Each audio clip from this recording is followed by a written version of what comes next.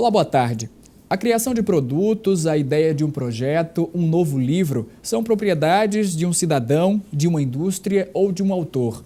Mas em tempos de novíssimas tecnologias, essas propriedades estão sendo violadas porque muitas pessoas ainda desconhecem os direitos que envolvem esses assuntos. Propriedade intelectual é o tema do programa de hoje.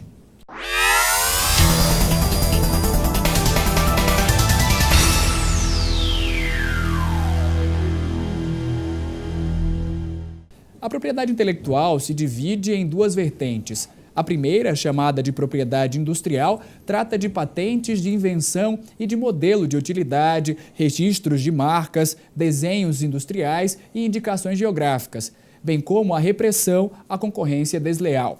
Já a segunda vertente são os direitos autorais, relacionados a obras literárias, artísticas ou científicas, além de programas de computador e conexos ao autor.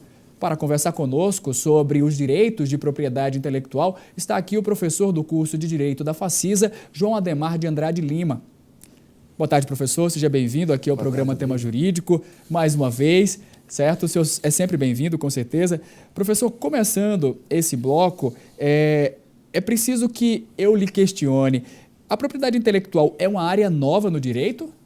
Boa tarde, Rodrigo. Boa tarde, colegas. É sempre muito bom, Rodrigo, voltar para cá e falar de propriedade intelectual, mais do que tudo.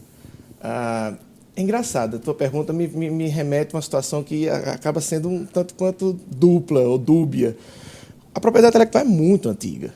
Quer dizer, o plagiários é um termo romano, uma expressão romana, é o sequestrador, aquele que sequestra.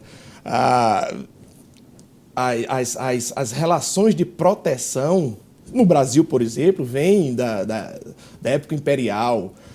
Se você remeteu à própria gênese do copyright, o direito de cópia, ele tem uma raiz muito vinculada à criação da imprensa de Gutenberg. Enfim, existe resquícios de base de normativa, ainda que subjetiva, na área de propriedade intelectual, há muito tempo. Mas, por outro lado, ela também é recentíssima. Por isso que gera essa relação de dubiedade. Porque, por mais que existisse uma percepção subjetiva e normas esparsas relacionadas ao tema, acho que tudo por força das novas tecnologias, a propriedade intelectual ganhou, acho que a partir do último quartel do século passado e, sobretudo agora, uma força e uma importância inclusive econômica, muito grande.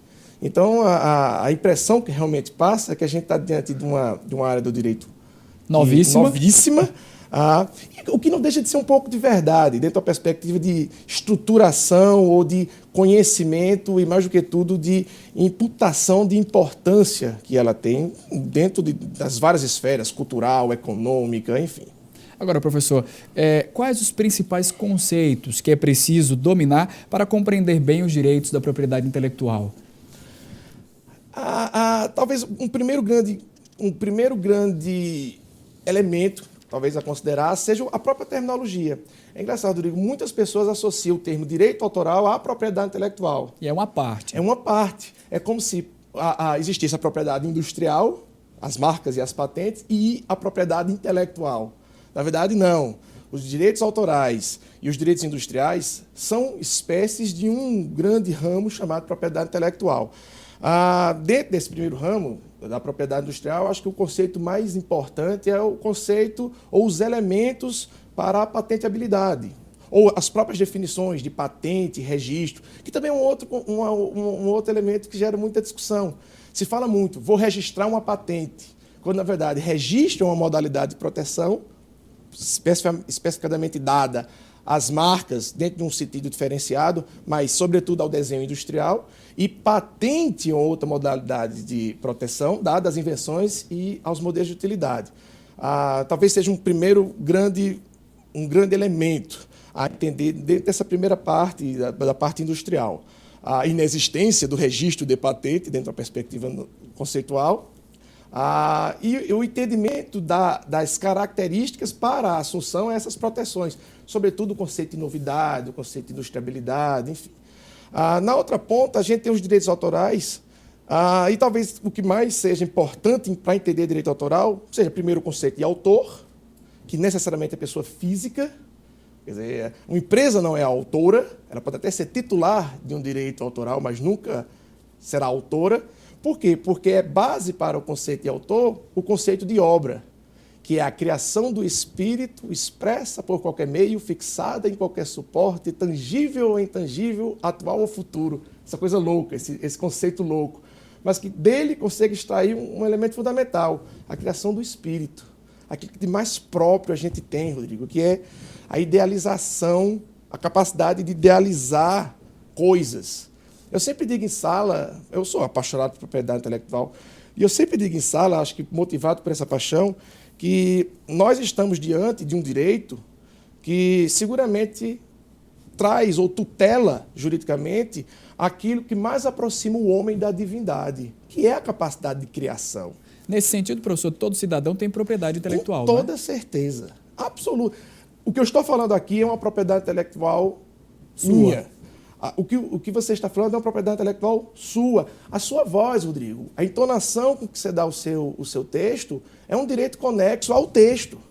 Então, além do direito do texto, existe o direito conexo, que é o direito de quem acrescenta valor a esse texto. É óbvio que a gente não vai se apropriar de tudo. Quer dizer, partes da própria perspectiva, enquanto função social da propriedade, que o direito não está para... Ele está para assistir, sim, esses elementos, mas ele não está para de forma estupidamente hermética, privar os demais desses direitos. Mas eles não deixam de ser direitos. Então, na verdade, assim, tudo que o homem cria, tudo que o homem faz, a gente está diante de circunstâncias, tudo que nós estamos vendo neste espaço, nesse estúdio, de alguma forma, passou por uma intervenção de criação humana. Se você viaja, você enlouquece, literalmente, porque é muito rico o imaginário de que, de fato, isso, tudo foi de alguma forma, elemento de criação. E propriedade de alguém. E de alguma forma, se não propriedade, passível de apropriação, apropriável. Eu posso até não dizer que foi, mas que se tornou ou chegou próximo daquela condição de proteção, sim. Agora, professor, assim, se de alguma forma sentirmos que estamos tendo esses direitos negados, como lutar por eles? A legislação nos protege? Eu tenho proteção? Eu acho que, de certa forma, continua naquele meu próprio pensamento.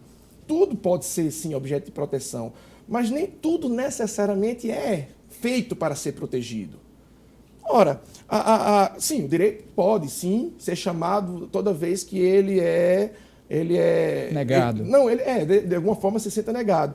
Mas, Rodrigo, quantas coisas são feitas com valor que não possuem valor de troca? Então, assim, o que eu estou falando aqui tem algum valor, mas ele não foi feito para ter valor de troca.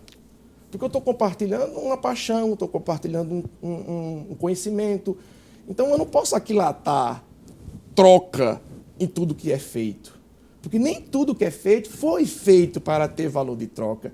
Então, às vezes, a pessoa pode até imaginar, ou um terceiro, sobretudo um terceiro olhando de fora, imaginar que alguém está se sentindo tolhido naquele direito, quando, na verdade, o próprio sujeito não se sente tolhido. Mas existem leis específicas que tratam da propriedade intelectual. E mais do que tudo, no Brasil, o Brasil possui, sobretudo no direito autoral, uma das leis mais restritivas do mundo.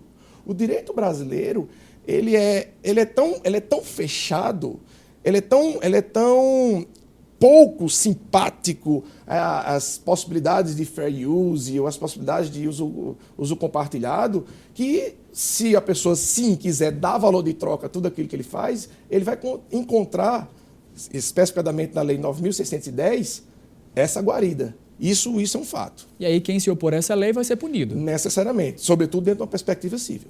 Ok. Nós vamos pedir o intervalo e no próximo bloco a gente conversa sobre uma parceria realizada entre a Facisa e a Universidade Federal de Campina Grande.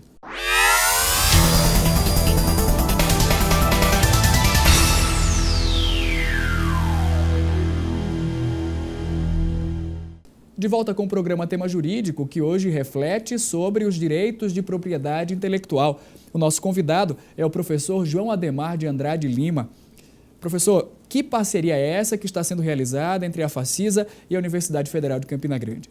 Rodrigo, que bom que você tocou nisso, porque foi uma das boas surpresas e conquistas que nós tivemos nesse passado recente.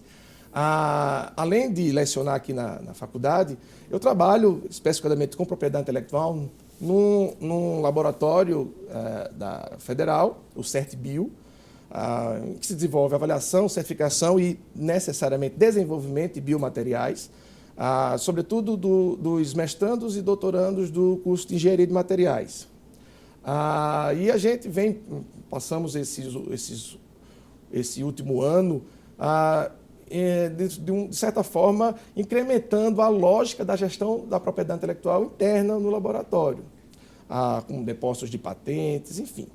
E chegou um dado momento em que a gente queria avançar a questão técnica. Acho que todo cientista, todo pesquisador, ele não se contenta em estar na técnica, ele quer pesquisar.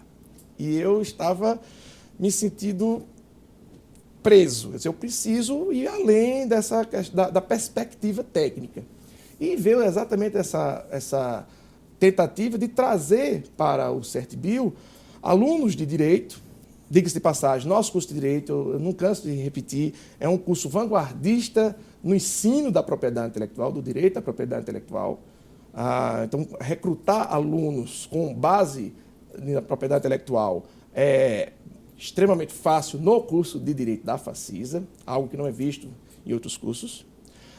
E aí a ideia é, vamos recrutar alunos para, comigo, investigarem não necessariamente o biomaterial, que é o foco do nosso laboratório, mas a biotecnologia de maneira geral, que é uma das áreas de ponta.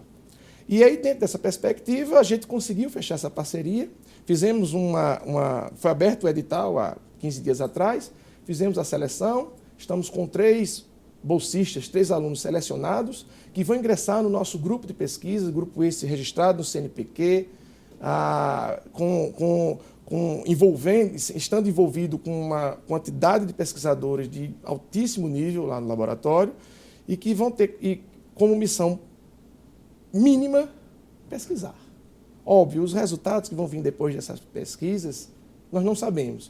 O que a gente quer é investigar as relações ou as possibilidades de proteção da biotecnologia dentro de uma maneira geral. Agora, professor, essa pesquisa chama a atenção para a gente de um tema muito novo, que é a biotecnologia, como o senhor está falando, e então a gente precisa saber, né, de que forma a biotecnologia e a propriedade intelectual afetam ou vão afetar no futuro a nossa realidade brasileira. Eu acho que são, dentro das suas áreas, das áreas técnico-jurídicas e das áreas biológicas, talvez os 2 grandes elementos a serem apontados para o futuro. A propriedade intelectual, sem dúvida, é um dos ramos do direito do futuro. Isso eu digo sem a menor sombra de dúvidas. A biotecnologia é idem. Rodrigo, você trabalhar com tecnologia é trabalhar com informação. Então, quais os elementos que são necessários para o processo de fabricação de um monitor? Trabalhar com biotecnologia é enxergar a vida, o ser, a fisiologia, como um conjunto de informações. E enxergar um ser como conjunto de informações é ter a possibilidade de modificar a informação, remixar a informação. Óbvio que existe uma série de questões éticas, de questões filosóficas que envolvem essa possibilidade. Mas é a partir do pressuposto que a gente vai poder, e existem várias discussões em cima disso, vai poder modificar e ver a fisiologia, o bio, a vida, numa perspectiva de modificação, como se fosse modificação de informação, porque ela é informação, é um conjunto de informação que está ali dentro. Questões várias existem, a transgenia é uma questão, quer dizer, o Estado brasileiro ele advoga a proteção, ele prevê a proteção, por exemplo, de plantas transgênicas, mas não de micro-organismos transgênicos. Mas se eu pego, por exemplo, a sequência de RNA, de DNA, enfim, eu consigo ter elementos de proteção dessa sequência, mas não do resultado dessa sequência. Então, em algumas situações, gera-se uma certa Então, por quê? Porque uma sequência nucleotídea eu consigo ter uma patente, desde que ela obedeça os requisitos de novidade, industriabilidade e inventividade, e eu não tenho do produto resultante dela. O próprio INPI, Instituto Nacional de Propriedade Industrial, recentemente abriu uma chamada pública para discutir as diretrizes para as patentes de biotecnologia.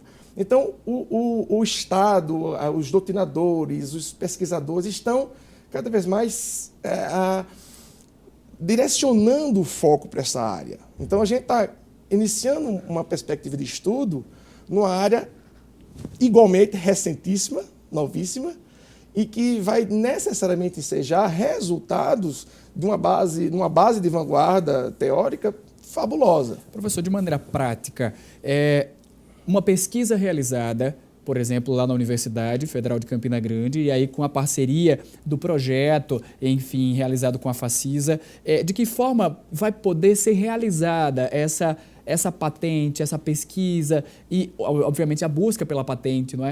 De maneira prática, presencial, assim. Não, na verdade, dê um exemplo para a gente. Não, nós já temos isso. Na verdade, assim, o laboratório desenvolve tecnologia patenteável. Quer dizer, a minha função lá no laboratório, basicamente, é redação de patente. Então, quer dizer, a gente já vem fazendo... Você poderia dar um exemplo de alguma que já foi realizada, claro, porque aí não por exemplo, nós temos uma colega que, inclusive, é professora aqui da FCM, desenvolveu uma membrana à base de quitosana que consegue liberar insulina de forma controlada, que pode ser usada, por exemplo, através de um uso sublingual.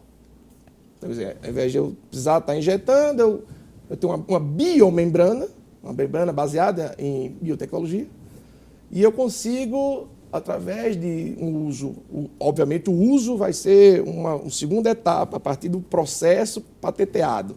Processo esse que já foi uma das primeiras que a gente fez lá.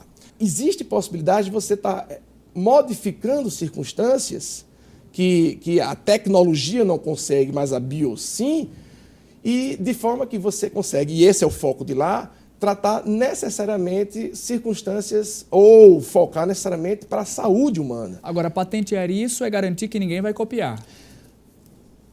É garantir então que se alguém copiar, você vai poder processar. Garantir que ninguém copiar, Rodrigo, é uma coisa muito complicada, sobretudo graças às novas tecnologias. Existe scanner capaz de criar elementos biológicos. Impressoras. Eu pego uma impressora 3D, coloco um elemento biológico, uma biotecnologia, um biomaterial lá dentro, ele me faz uma orelha, eu coloco a orelha no lugar. Quer dizer, isso é uma ficção científica? Pode ser uma ficção científica, mas isso vai acontecer. Então, vai chegar um momento em que o acesso a essa base biotecnológica vai ser um acesso muito fácil. Então, claro, o sistema, que é um outro desafio para o direito.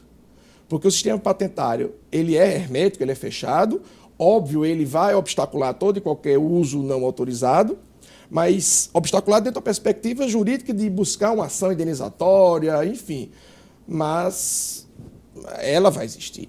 Quer dizer, falar que não existe pirataria é falar que existe Papai Noel. Então, a gente tem que ponderar que o impedimento não vai acontecer. E, de alguma forma, lidando com essas situações. Também. Geralmente, o pesquisador ele não tem essa percepção tão fechada.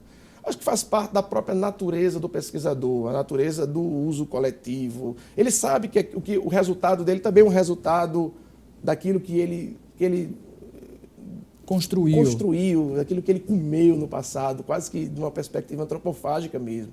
Nós somos aquilo que a gente consumiu. Então, muitos partem dessa perspectiva, que na verdade o resultado, a proteção, é muito mais para um ganho social, também óbvio, mas não necessariamente dentro de uma perspectiva muito fechada, o que não é a regra. O grande patenteador do Brasil são os laboratórios farmacêuticos. Então, eu não posso chegar a uma Rocha, eu não posso chegar a uma Bayer, eu não posso chegar a uma Pfizer e dizer, vamos liberar. Não vamos liberar. Aliás, se faz isso através das licenças compulsórias, o exemplo dos genéricos, são talvez o clássico exemplo das licenças compulsórias, mas, como o próprio nome diz, fazer algo compulsório é fazer na marra, sabe? Não faz parte de uma filosofia que é uma filosofia forte, uma filosofia pesada, mercadológica, sabe? Eminentemente financeira. É um outro contexto. Mas que bom que a gente não está num laboratório, na feitura da pesquisa. Que bom que a gente está num laboratório comercial. Que bom que a gente está num centro universitário, numa universidade, para fazer pesquisa. Então, o contexto acaba sendo um tanto quanto diferenciado. Diferenciado, importante. A gente vai fazer uma pausa e no último bloco vamos falar sobre como as novas tecnologias e a propriedade intelectual têm se relacionado.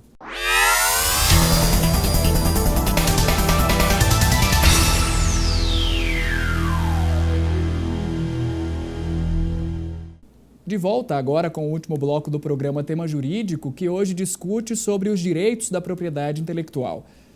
Professor João Adhemar, na internet eu consigo ter acesso a texto, vídeo, fotografia. Como fica a propriedade intelectual nesse ambiente? Talvez seja a que mais sofra. Muitos falam que a internet atingiu de forma muito evidente as questões dos direitos de imagem, a questão dos direitos à honra. Mas eu, sinceramente, acho que a área do direito mais atingida com a assunção da internet é a propriedade intelectual. Porque com a digitalização das criações, um fenômeno que é interessante, com a digitalização das criações, passa a surgir um fenômeno que é tão interessante, às vezes as pessoas não refletem nisso. Eu sempre tive o hábito, por exemplo, de fazer cópias. Fitas cassete, por exemplo. Eu ia lá, gravava minha fita cassete. O fenômeno da digitalização faz com que as cópias, por exemplo, de uma música, elas passassem a não ser mais vistas como cópias e passassem a ser vistas como clonagem. Se a gente parar para pensar, não existe perda de qualidade, não existe lapsos temporais, ou seja, a cópia é instantânea, custo marginal, tendendo a zero, sempre a zero. Então, assim, e uma velocidade estúpida. Então, quer dizer, quando eu digo a questão temporal, é a questão temporal de fazer a cópia, que também não existe. Mas também tem a questão temporal de acessar. Quer dizer, tem um banco, o banco de informação lá inserido é estúpido. Então, eu posso acessar o que eu quero a qualquer lugar, com dispositivos os mais básicos, ou seja, a questão da tendência ao custo zero, e com qualidade, Rodrigo, idêntica à original. Agora, professor, se eu sou um autor e publico meu produto na internet, como me proteger, então? Se tu pensa em proteção, no sentido clássico do direito, de fechar, de impedir, cara, a forma de proteger é não publicar. Porque se tu coloca na rede, você já perde de cara um primeiro ponto fundamental, que é o controle ao acesso. Então, a gente, não sei se você se recorda, você pegava o DVD, é proibido a radiodifusão, a locação, a transmissão. Então, quer dizer, ele passava uma mensagem que você tinha que comprar o DVD, levar para casa e assistir em casa. Se você alugasse, você estaria violando os direitos daquele exemplar, contidos na licença de uso daquele exemplar. Ora, como é que eu posso colocar uma obra na internet condicionando usos? Eu não tenho controle na internet. Então, assim, o sentido de apropriação fechado, hermético, sinceramente, eu não vejo. Mas, por outro lado, você tem na internet possibilidade de dizer para terceiros o que você quer que terceiros façam com sua obra. É o que a gente, um desses exemplos é de que a gente chama de licença alternativa. Talvez a mais conhecida das licenças alternativas seja a licença Creative Commons, que é a licença CC. Ela faz uma alusão ao C do copyright, o Creative Commons são 2 Cs. As licenças Creative Commons, por serem incorporadas ou por serem feitas para incorporação a elementos digitais, elas podem ser inseridas em qualquer tipo de obra inserida na internet e faculta ao autor dizer para a sociedade que O uso que eu quero que você dê à minha obra é um uso dessa e dessa e dessa característica, que pode abranger uso não comercial, que pode abranger licença ou não para obras, para a realização de obras derivadas, que pode abranger licença ou não para compartilhamento. Enfim, então, se eu sou autor de um texto, de um cordel, como o Rodrigo, e eu digo, eu quero que esse cordel possa ser utilizado de forma indiscriminada, você pode reproduzir, você pode modificar, você só não pode ganhar dinheiro com ele. Então você coloca lá a licença, que é uma licença para uso, para compartilhamento, para permissão à obra derivada, mas aí apareceu o Szinho, o cifrão riscado, dizendo para não comercial. Não quer dizer que o cara não vai lhe respeitar, não. As pessoas desrespeitam o direito autoral fechado, o copyright, quiçá o Creative Commons. Óbvio, a pessoa pode olhar o seu texto, está lá, dizendo que não quer uso comercial, e ele vender. Mas, de qualquer forma, ele não pode partir da escusa de que ele não sabia que o seu desejo era o desejo não comercial. Então, eu não posso ver isso como uma proteção, mas eu posso ver isso como um conjunto de diretrizes que pode nortear o usuário daquilo que você deseja em relação à sua obra, o que, de certa forma, é muito bom nesse mundo louco que é o mundo virtual. Agora, professor, se a gente começa a entender que estamos vivendo nesse mundo conturbado, eu diria assim, né, do mundo virtual, que também trouxe suas vantagens, a gente não pode negar isso, mas alguém que compartilha um produto na internet é responsável perante o direito pelo que compartilhou? Vamos entender, por exemplo, alguém que não tinha acesso a esse tipo de, por exemplo, ao Creative Commons. Não é alguém que não tinha conhecimento, aí compartilha um produto, viu um vídeo, achou interessante, compartilhou. O vídeo tinha algum problema, ou não poderia ser compartilhado, enfim, a pessoa que compartilha, ela pode ser prejudicada, punida por isso? Se eu pegar apenas sob uma perspectiva de propriedade intelectual, sim, porque a base do direito é a base do direito fechado. Ainda que o direito brasileiro tenha uma base francesa muito forte, mas a questão do direito de propriedade ela é muito fechada no copyright, no direito de cópia.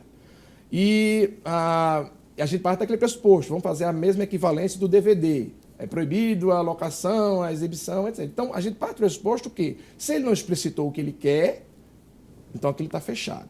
Então, em tese, o compartilhamento dentro de uma perspectiva de propriedade intelectual, de direito autoral, ela está proibida. Por outro lado, vamos saindo um pouquinho da propriedade intelectual, o direito ele não consegue responder de forma muito clara outros tipos de sanções, para além do intelectual, quando desse compartilhamento. Tem uma autora, Rodrigo, chamada Lúcia Santaella, que ela traz para a gente um conceito de ubiquidade. É a possibilidade, que é uma característica do mundo virtual, que é estar em todos os locais, ao mesmo tempo, dentro de uma perspectiva atemporal, dentro de uma perspectiva transterritorial. Então, assim, o mundo virtual ela traz uma característica de não ser, mas de estar. O cloud computing é o local onde o elemento virtual está. Só que o cloud computing não está acima de nós, nem abaixo de nós. Ele está em todos os cantos. Então, como é que eu posso pensar, por exemplo, num momento de um delito proveniente de um compartilhamento, se de fato o delito surgiu na feitura? Fica complicado. Fica complicado. Agora, professor, para concluir, quais os mais novos ramos de pesquisa na área da propriedade intelectual? Rodrigo, acho que a grande vantagem, assim, uma das grandes virtudes, mais do que vantagem da propriedade intelectual, é poder passear em vários ramos. Quer dizer, aquela história da criação humana. A criação humana não se restringe a um ramo. Se fala muito, por exemplo, na atualidade, da proteção dos conhecimentos tradicionais, por exemplo. Você proteger aquilo que é mais próprio da cultura humana. A biotecnologia é um exemplo grande. Estamos começando uma pesquisa aqui também com alunos da Facisa, na área de proteção dos chamados recursos educacionais abertos, ou REA. quer dizer, trabalhar com tecnologia educativa. Então, assim, ramos para pesquisa são tão vários quanto os ramos para a criação humana. Então, por aí você tira. É uma propriedade riquíssima dentro dessa área. É um tema que só tem a mesmo. crescer, graças a Deus. Chegamos ao final de mais um Tema Jurídico. Nós queremos agradecer a participação do professor João Ademar de Andrade Lima. Obrigado, professor, pela sua presença aqui no nosso programa. Obrigado também pela sua audiência aqui na TV Itararé e no nosso canal no YouTube. Bom final de semana e até sábado que vem.